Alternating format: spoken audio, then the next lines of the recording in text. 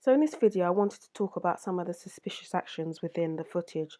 It's footage that we've seen, but I'm going to put a new spin to it because I'm looking at it a little bit differently, but in the same way, if that makes any sense. But you'll see when I talk about it. But we see the footage where everyone says the guy that basically follows the same track as Kenneka did, and he does go down there at 4:19. He's gone for quite enough time for him to be caught on the next camera. I don't believe he's just standing there staring. He's walked. You can see he had momentum when he walked. So why did he not get caught on the next camera? Where did he go? I'm a little bit confused with that one, but it is possible that he didn't. So I just wanted you to see that. Obviously he comes back and gets in the elevator. You've seen that amount of time. I don't believe it wasn't caught on the next camera. Okay? And then he comes back at about 4:32-ish. And that's when we do catch him on the next camera, and we see him basically walk that route that Kenneka walks. Like he knew where she had gone and knew that she had reason to be down there. He walks up to what looks to be the the escalator area, and then walks back.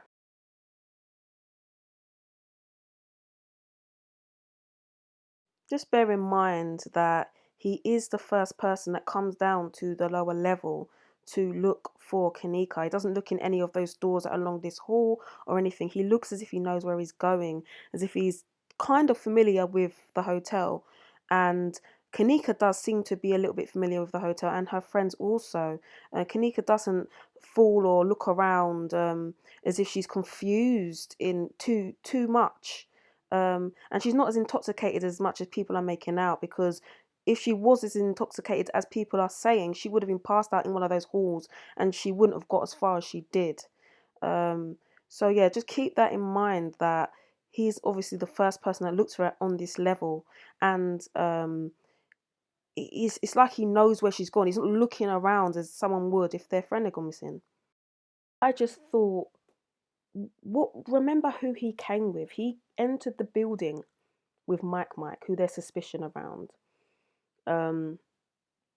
Mike left the party, but apparently Neff, who was there when Kenneka left, as I said in my video, left with Mike. That it just doesn't make sense. He can't have left with him if he had left previously to Kenneka being missing. And this guy enters with Mike. So to me, it leaves suspicion, because either Mike's lying or Neff is lying, but to me, they're both lying. I see Neff once enter the building. I personally don't see him again. If you guys see him, please let me know, okay? Because I do want to pull this all together. But he was there when she left. I don't see him looking for Kenneka, and I don't see him leave. It's weird. And then the girl that he comes with, Cici, we see him enter with her. And she leaves at some point, comes back and leaves with Mike and Bre Bre. So there is a connection. You do see that there is a connection between Neff and Mike and this girl. And also the guy that follows Kenneka's tracks. He comes with Mike. Okay, so any suspicion you have around those people, they all connect together in some type of way. Okay. We do see this guy as well, a bit weird. He has a white hat on. It's different to the other guy that has the coat that's walking around with Manifa and Shamaya. And he goes out just after Mike leaves, comes back in, and he looks like he's a little bit suspicious, and looks out the window slowly and walks back to the elevator. I think these are the people we need to look at. No one wants to tell us who this Cici is properly. I mean, in the statements, they didn't really want to talk about her or say who this person was for some reason.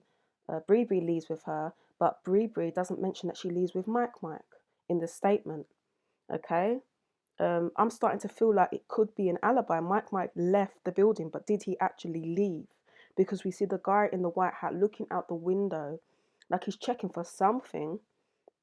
I can't work it out, but I'm putting this up so you guys can have a look and see if you can see something I don't, and let me know, and we can work this out together.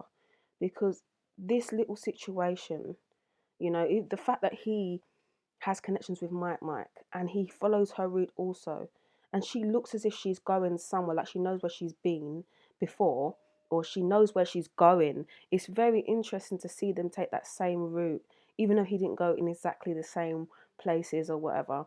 But she does seem to, for someone who's drunk, she doesn't actually, well, they say she's that drunk. Yes, she was intoxicated, but she didn't actually fall over. Okay, and I've seen people who pass that in halls because they can't walk. That's the level that they're trying to say that Kenneka was at. Okay, so let's try and work this out and try and work out all these suspicious actions within this footage. So this is just finishing up the footage of this guy with the white hat, white t-shirt. I don't know what his name is. I can't find anyone who knows his name. But he comes back in.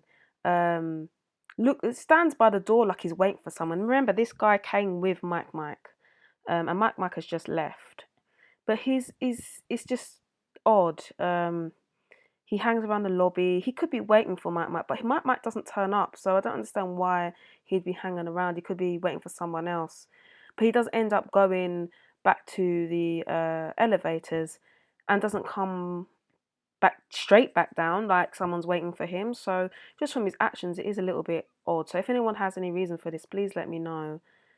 He does walk up to the elevators and look as if he's peering out of the window through the curtains as well. So yeah, just a little bit suspicious of this. I don't know what it's about, but if you guys know, just put it in the comment section. Give me some ideas of what this is about. Now I just want to get something right. Is this Killa? Because in what is Killa's statement, it says that he left at about 3 o'clock, which is before Kenneka left. I mean, well, yeah, before she went missing, I mean. Okay? So if he left before she went missing, why was he the first one, like I said, as we've just seen, to appear to be looking for Kenneka? And it appears that he knows where he's going. He's not looking, like I said, around the corners or in the doors. He's gone in exactly the same route quite confidently. So if this is Killa, the statement doesn't make sense. So I'm going to take it back where I said that Bre Bre didn't leave with, doesn't say in her statement that she left with Mike. What it is it doesn't say who she left with. And I'm going to read it still because it still makes no sense. It says, so-and-so stated she left the party at approximately 2:15 or 2:30. That makes sense with Mike leaving at that time as well. She left with him.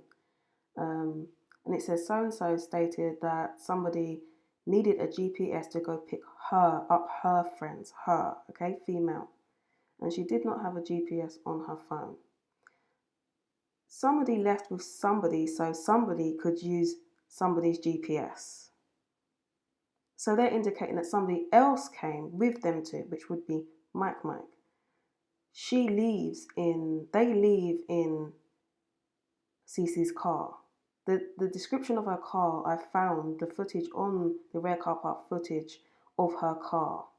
And I'll pull it up so you can see. But they obviously leave in her car. She said that she leaves to use someone's GPS. So Mike either went in her car or she went in his car. Or, do you understand what they're saying? It's a phone. So he wouldn't have passed over his phone. So this is still not making sense. And at the moment, it is just looking like an alibi for Mike, Bre Bre, and this Cici person people don't want to say who this is in their statements. It looks like they're covering for Mike, to be honest.